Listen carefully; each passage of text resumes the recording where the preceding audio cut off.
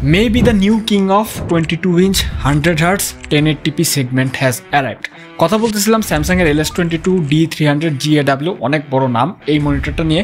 এই মনিটরটা মার্কেটে recent launch হয়েছে 11,000 টাকার আশপাশে প্রাইস, এবং লঞ্চ হওয়ার সাথে সাথেই টেকলিকবাসী আমাকে বলা শুরু করছে, ভাই এই মনিটরটা কেমন হবে, বাজারে যে মনিটরগুলো আছে তার কমপ্লিমেন্টারি কি এটা নেওয়া যায় কিনা। যেহেতু স্যামসাংয়ের মতো একটা খুব প্রলিফিক ব্র্যান্ড থেকে আসতেছে, খুব রেপুটেটেড একটা ব্র্যান্ড থেকে আসতেছে, তো মানুষের একটা আশা ভরসা একটু বেশিই থাকে। স্পেশালি স্যামসাং তো নিজেরাই নিজেদের প্যানেলটা বানায়। তো আমরা আজকে এই মনিটরটারই পোস্টমর্টেম টাইপ দেখবো যে কী অবস্থা, কেমন আউটপুট দিচ্ছে, আপনার কি নেওয়া উচিত নাকি উচিত না, এগুলো নিয়ে আমি কথা বলবো। আর সাথে আছে অনুরাগ, দেখছেন টেকলিক বাংলাদেশ। চলুন চলে যাক আজকে আমাদের একটা মনিটরের রিভিউতে।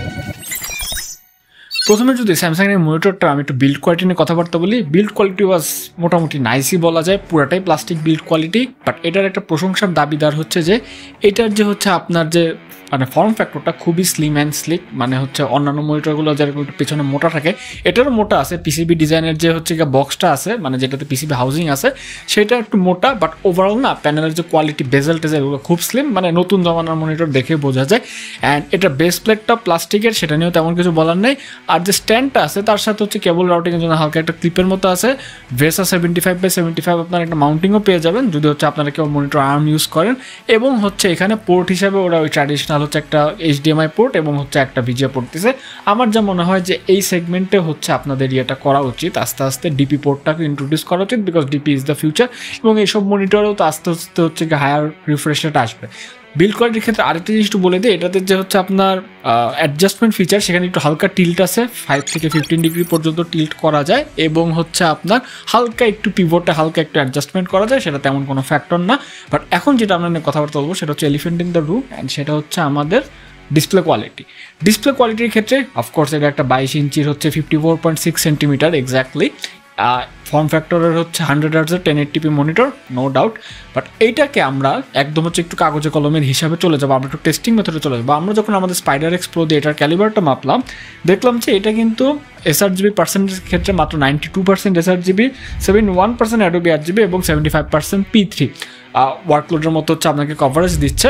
তো এইটা যদি একটু আমরা আমাদের টপ 5 মনিটরের যে রাউন্ড আপ ছিল 100Hz, সেটার সাথে যদি একটু মেলায়, সেখানে কিন্তু sRGBটা কিন্তু মোটামুটি কমই দিয়েছে, একটু আমাকে হতাশই করছে বলা যায়। আর P3 ক্ষেত্রেও 2-3%-এর মতো কম আছে। MSI বা অন্যান্য মনিটরগুলো যদি আমি একটু দেখি, যেগুলো 100Hz এর বাজারটা এতদিন কাঁপায় আসছে, বাট এটাকে স্লাইড আপনার কভার আপ করে যে এই বলে যে স্যামসাংয়ের মনিটরগুলো না, স্যামসাংয়ের প্যানেলগুলো ইনহেরেন্টলি একটু স্যাচুরেটেড হয়, একটু লাইভলি কালার ওরা দেখায়, একটু স্যাচুরেটেড বা বুস্টেড কালার দেখায়, তোরা পছন্দ করে। এটা ওদের অ্যামোলেড ডিসপ্লে মোবাইলের ক্ষেত্রে এবং প্যানেল ইন্ডাস্ট্রির যত রকম প্যানেল আছে, এইখানে স্যামসাংয়ের টিউনিংয়ের ব্যাপারটা দেখা যায়। তো সেই ক্ষেত্রে কিন্তু যে গ্যামাট কাভারেজে ওটার একটা ইফেক্ট পড়ছে, এটা বোঝা যায়। রিয়েল লাইফ এক্সপিরিয়েন্স আমি সেরকমটা পাইছি। বাট যেখানে মনিটরটা ট্রুলি শাইন করছে, যেটা আমার বলতে হবে, সেটা এটার ব্রাইটনেসটা। ওরা এখানে 250 নিটসের মতো ব্রাইটনেস ক্লেম করছিল টিপিক্যালি, বাট এইটার আমি পিক ব্রাইটনেস প্রায় 398 নিটসের মতো পাইছি, যেটা কিন্তু হিউজ। এবং এই সেগমেন্টের যে মনিটরগুলো আছে তার মধ্যে কোনোটা এটার সমান ব্রাইটনেস কিন্তু দেয় না। তো যদি আপনারা খুব লাইভলি এবং ব্রাইটনেস ওয়ালা কন্টেন্ট দেখতে চান, এটা আপনাকে ডেফিনেটলি একটা ভালো সাপোর্ট দিবে। তার সাথে সাথে আরেকটা ভালো কাজ করছে এই মনিটরটা। এই মনিটরটা আমি দেখলাম যে আপনার 75% কন্ট্রাস্ট মোড সেট করে রাখলে, 75% সেট করে রাখলে আর কি 1210:1 মতো কন্ট্রাস্ট রেশিও দেয়, যেটাও কিন্তু এই বাজেটের এই সেগমেন্টের অন্যান্য যে কোনো মনিটর থেকে অনেক ভালো। এবং আমি যে 2K মনিটরগুলো করছিলাম ওই সমান মোটামুটি আমাকে কন্ট্রাস্ট রেশিও দিচ্ছে। সো অফকোর্স এই মনিটরটা যে একটা ডেফিনেটলি ব্রাইটনেস আর কন্ট্রাস্ট রেশিওতে খুব ভালো জব করছে। এবং স্যামসাংয়ের খেলায় এটা, ওরা প্যানেলের ব্রাইটনেসের প্রতি বছর রেকর্ড ভাঙে অ্যামোলেড দিয়ে ওদের, বা যে প্যানেলগুলো আর স্মার্টফোনের জন্য বানায়, এই ট্রেন্ডটা আস্তে আস্তে আমরা মনিটরও দেখতে পাচ্ছি। তো এখানে একটা শাউট আউট স্যামসাংকে দিতেই হবে। আর তারপরে যখন আমি একটু এই মনিটরটার ডেল্টা অ্যাভারেজটা মাপলাম, ডেল্টা অ্যাভারেজের ক্ষেত্রে কিন্তু আমরা ক্যালিব্রেট করার আগে একবার মাপছি, ক্যালিব্রেট করার পর তারপর আবার মাপছি।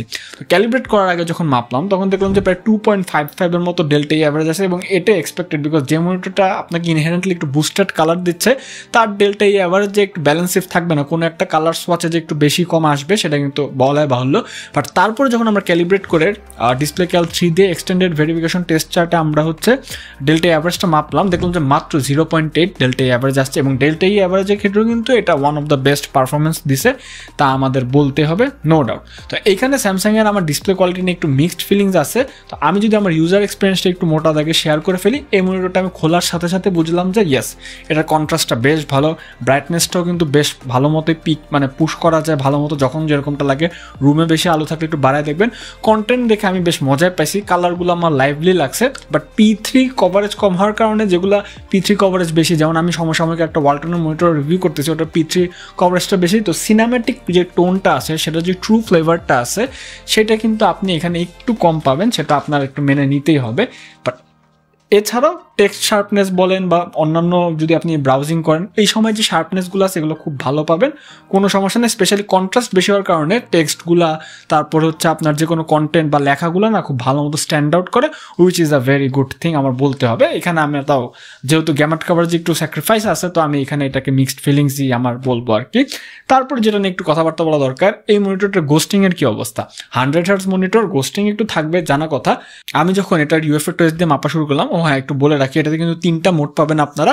একটা হচ্ছে স্ট্যান্ডার্ড, একটা হচ্ছে ফাস্টার এবং একটা হচ্ছে ফাস্টেস্ট। স্ট্যান্ডার্ড আর ফাস্টার মোডের মধ্যে খুব একটা ডিফারেন্স নাই, আর এটা শিফট করলে ফাস্টার মোড একটু বেটার হয়। বাট এই মনিটরটাতে আমি ভালো মতোই হচ্ছে ট্রেলিংয়ের দেখা পাইছি। হ্যাঁ, মানে মোটামুটি গোস্টিং আছে, মোশন ব্লারের ট্রেল এবং সব কিছু বোঝা টোঝা যায়।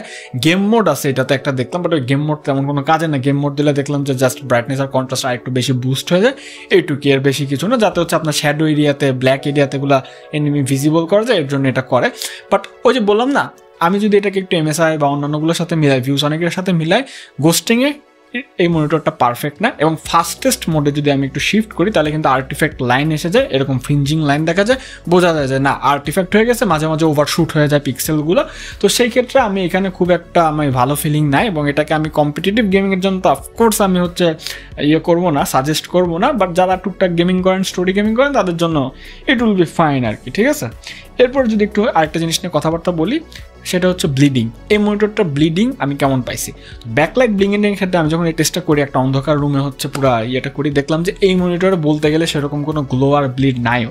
IPS কম দামি প্যানেলগুলোতে কিন্তু 10,000 রেঞ্জের প্যানেলগুলোতে ওদের QC টেস্টিংয়ের কারণে, বিকজ ওরা তো মনোযোগ দিয়ে বা ভালো মতো করতে পারে না বাজেট স্বল্পতার কারণে, এখানে গ্লো আর ব্লিড থাকে এবং IPS প্যানেল থাকবে। বাট এই মনিটরটাতে যেটুকু থাকার কথা সেরকম আমি পাই না। খুব নিটপিক করলে এদিক ওদিক করে আমি যদি ঘুরে দেখি, টপ রাইটে সামান্য একটু হালকা, মানে ওটা গ্লো আপনি চোখেও দেখতে পারবেন না। মানে এখানে বলতে হয় যে স্যামসাং আসলে এত পুরানো কোম্পানি, এতদিন ধরে ওরা ম্যানুফ্যাকচারিং লাইনে আছে, they have perfected their things. তো এর জন্য কম দামি জিনিসগুলোতেও না মোটামুটি QC কন্ট্রোল অটোমেটিক ভালো হয়ে যায়, যার প্রমাণ কিন্তু এই মনিটর অন্তত আপনারা গ্লো বা ব্লিড নিয়ে প্যারা খাবেন। এবং কমিউনিটিতেও অনেকে বলছে যে স্যামসাং মনিটর তারা অনেক দিন ধরে চালাইছে, কোনো রকম প্যারা খায় না, খুব ভালো মতো চলতেছে, 7-8 বছর হয়ে গেছে। অন্যান্য মনিটর কিন্তু দেখা যায় যে আচ্ছা কিনলাম 1 বছরের মধ্যে গ্লো বা ব্লিড আরও বাড়তেছে, বাট এটাতে আমার মনে হয় না সেরকম কিছু হবে। এক্সেলেন্ট পারফরমেন্স, একটা শার্ট আউট এখানেও দিতে হবে। সবার লাস্টে যদি একটা জিনিস বলে থাকি, সেটা হচ্ছে OSD-টা। OSD-র জন্য একটা জয়স্টিক দিয়ে দিছে, উইচ ইজ ফাইন। ও জয়স্টিক দেখে আমি খুশি হয়েছিলাম, বিকজ জয়স্টিক থাকা উচিত। বাট এটার OSD প্যানেলটা আমার খুব একটা ভালো লাগে না। OSD প্যানেলটা খুবই বেসিক টাস্ক করার জন্য করা যায়, বা হচ্ছে কি আপনি ব্রাইটনেস, কন্ট্রাস্ট, শার্পনেস বা টুকটাক হচ্ছে যে রেসপন্স টাইম, এরিয়া টিয়ে এইগুলো একটু ঠিকঠাক করতে পারবেন। মানে রেসপন্সিভ আছে, বাট গ্রাফিক্যালি অত ইনটিউটিভ না। বাট স্যামসাংয়ের এই সুন্দর প্যানেলটা নিয়ে তো আমরা কথাবার্তা বললাম। আপনাকে একটা জিনিস দেখছেন, আমি কিন্তু একটা সুন্দর শার্ট পরেও বসে আছি, এবং এই সুন্দর শার্টটা কিন্তু হুগো বস, তারপর মাঝে মাঝে আমি সিকেও পরি, মোটামুটি ব্র্যান্ডের শার্ট আমি পরতেছি, বিকজ এগুলো লং লাস্টিং করেন। এবং এই জিনিসটা যদি আপনারা আমার মতো কিনতে চান, আপনারা হচ্ছে S3 লাইফস্টাইল, ওদের ফেসবুক লিঙ্কটা আমি নিচে দিয়ে দিলাম, এবং পেজটা আপনারা দেখতে পারেন। ওখানে হচ্ছে ওরা সিকে, হুগো বস, ল্যাকোস্ট, তারপর টমি হিলফিগার, যত ব্র্যান্ড আছে না, সবগুলো খুবই ফিজিবল প্রাইসে নিয়ে আসে, এবং দেয়ার ক্লোথিংস আর ভেরি গুড। আমিও পড়তেছি, আই থিঙ্ক হচ্ছে আমি কন্টিনিউ করবো তাদের জিনিসপাতি, কারণ আমারও ভালো লাগছে অ্যান্ড বুঝিনি তো আমার রিভিউয়ার চোখ। তো আপনারা দেখতে পারেন, লিঙ্কটা দিয়ে দিলাম। তো যাই হোক, স্যামসাং মনিটর নিয়ে তাহলে লাস্টে কি বলা যায়, ওয়েল এই মনিটরটা নিয়ে যদি আপনারা নিতে চান, এই মনিটরটার দামটা বাজারে যে অন্যান্য মনিটর আছে তার থেকে মোটামুটি 1000 টাকার মতো বেশি, ব্র্যান্ড বলে কথা, আপনারা বুঝতেই পারতেছেন। বাট এইখানে যদি আমি দুর্বলতার কথা বলি, গ্যামাট কাভারেজটা আমার খুব একটা ভালো লাগে নাই, কারণ হচ্ছে এটা আরেকটু বেশি হলে যদি স্যামসাং ইনহাউস টিউনিংটা আরও বেটার করতো ভালো হতো। বাট ব্রাইটনেস, কন্ট্রাস্ট এসব দিকেও অ্যাবসোলুটলি আগায় থাকবে, আপনার ডেল্টা অ্যাভারেজের ক্যালিবারের দিক দিয়েও বেশ আগায় থাকবে। এবং হচ্ছে আরেকটার দিকে যেটা আগায় থাকবে, আপনি যদি কন্টেন্ট দেখেন বা হচ্ছে মোটামুটি একটু কাজ টাচ করেন, ভালো একটা ইমার্সিভ এক্সপিরিয়েন্স পাবেন বলা যায়। কিন্তু গেমিংয়ের ক্ষেত্রে, স্পেশালি কম্পিটিটিভ গেমিংয়ের ক্ষেত্রে, এটা আমি আপনাকে হয়তো ভাবে সাজেস্ট করবো না, বাজারে আরও বেটার অপশন আছে আমার যেটা মনে হয়েছে। অ্যান্ড লাস্টে যদি বলা হয়, OSD মেনুটা নিয়ে আবার একটু কাজ করে দিয়েছে স্যামসাংয়ের মতো ব্র্যান্ড। এবং আরেকটা আউটস্ট্যান্ডিং বিষয় হচ্ছে ওই যে বললাম, গ্লো আর ব্লিডের ব্যাপারটা খুবই ভালো কাজ করছে। এই ছিল ভিডিও। আপনারা হচ্ছে টেকলিক বাংলাদেশে জয়েন হয়ে যেতে পারেন। স্যামসাং মনিটর নিয়ে কথা বলে আমরা কিন্তু একটা দাহুয়া মনিটর গিভওয়ে করতেছি আমাদের মিম ফেস্টিভ্যালের কারণে, যেটা টেকোলিক বাংলাদেশে আমাদের গ্রুপে চলতেছে, ওইটা না হলে আমরা এটাও গিভওয়ে করে দিতে পারি, হু নোস, কিন্তু একটা মনিটর যাবে আর কি। তো টেকোলিকে জয়েন হয়ে যেতে পারেন। তো দেখাবো কোনো ভিডিওতে, তাহলে গুড বাই অ্যান্ড ডেফিনেটলি আইল catch on the next one.